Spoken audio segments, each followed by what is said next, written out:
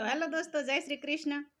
જો આજે આપણે ગોરસ આંબલી તમને બતાવી હતી, પણ એમાં સફેદ દાણા હતા ને આ લાલ લાલ દાણા વાળી આંબલીના કાતરા છે. જો આની અંદરથી લાલ દાણા નીકળે છે અને આ સફેદ આંબલીના ખાવીને એટલે આપણે એને ગળામાં ડૂસો બંધાય.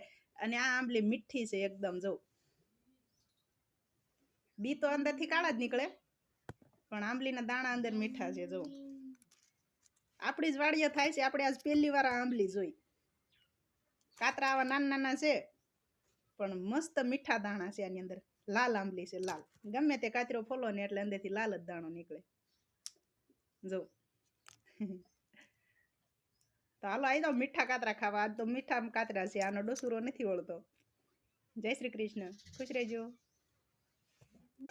અને ઘણા લોકો આંબલીને અલગ અલગ નામથી બોલાવે છે. કોઈ બખાઈ આંબલી કે, કોઈ મીઠી આંબલી કે, કોઈ ગોરસ આંબલી કે.